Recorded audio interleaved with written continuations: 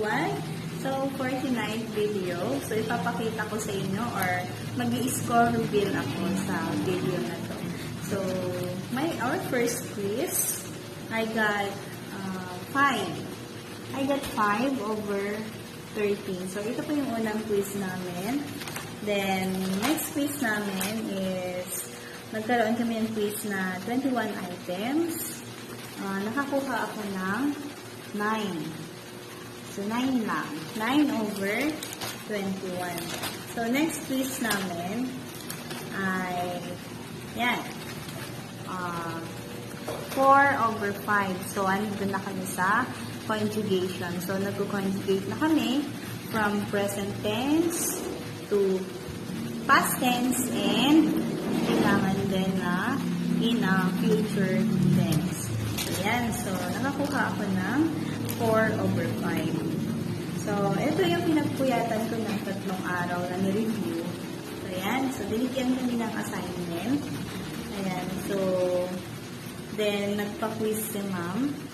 So, ayan.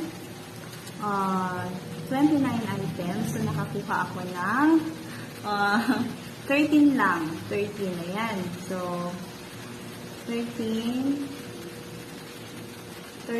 over 29. So, medyo mababa or masyadong mababa yung nakuha ko.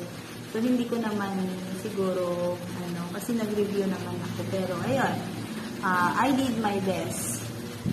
But my best wasn't good enough. Char!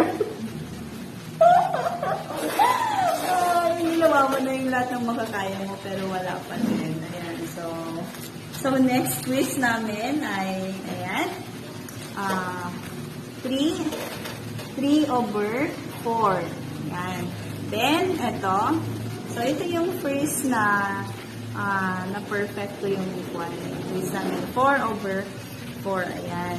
Then, meron pa. Sana ba yun? So, sa dami ng sinulat ko na hindi ko na mahanap. So, ito din. Over 31, so nakakuha ako ng 27. So, I'm so happy kasi medyo nag-i-improve na yung kakayahan ko na magsulat, mag-translate ng So, ayan. So, next is, ito na yung last quiz namin bago kami nag-dismiss. So, ayan. So, conjugation pa rin yung topic namin. Then, ito. So, I got 11 over 11. So, ayan.